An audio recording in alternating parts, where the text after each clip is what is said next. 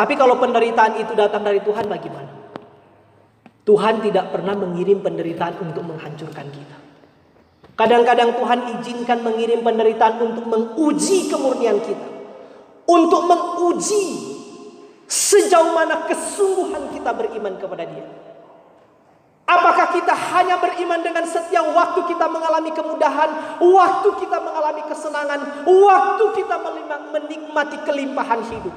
Ataukah kita tetap setia beriman waktu kita mengalami kesusahan, waktu kita mengalami pergumulan, waktu doa-doa kita tidak dijawab?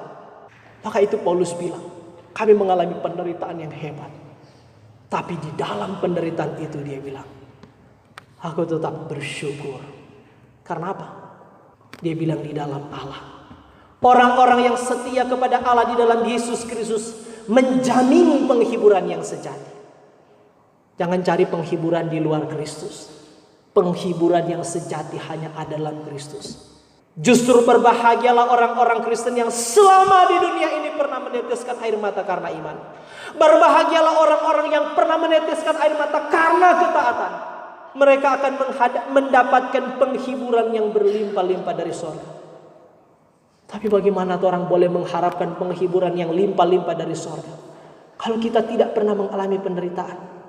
Kalau kita tidak pernah menangis untuk Tuhan, kalau kita tidak pernah menangis untuk dosa-dosa kita, karena kita tidak pernah menangis untuk dosa orang lain, kalau kita tidak pernah melihat orang lain yang bergumul, kita tidak mungkin mendapat penghiburan yang sejati. Jadi justru berbahagialah orang-orang yang pernah mengalami penderitaan karena iman. Orang-orang yang mengalami penderitaan karena jujur. Orang-orang yang mengalami penderitaan karena ketaatan. Berbahagialah mereka, Paulus bilang. Mereka akan mendapat penghiburan yang berlimpah-limpah dari Yesus Kristus.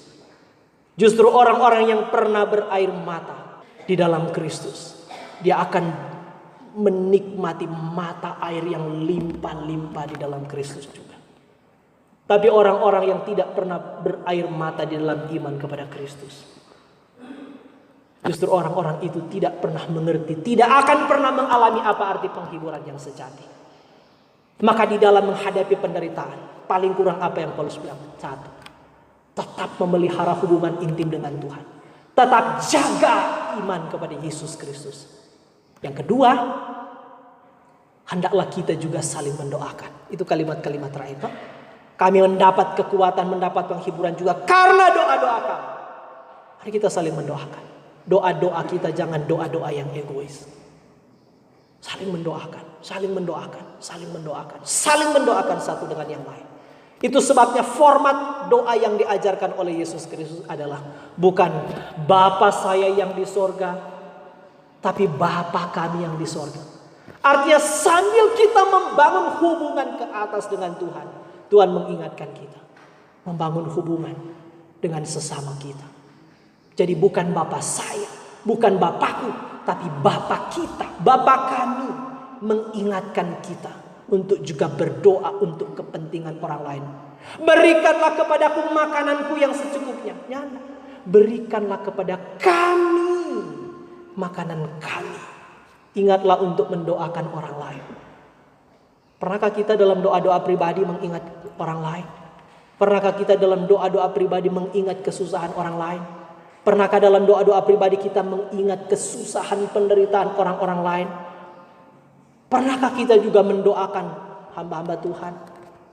Anda tahu. Mari kita kembali kepada prinsip-prinsip kitab suci. Kenapa harus ada penderitaan? Jawabannya adalah tanpa penderitaan tidak ada iman sejati. Amin.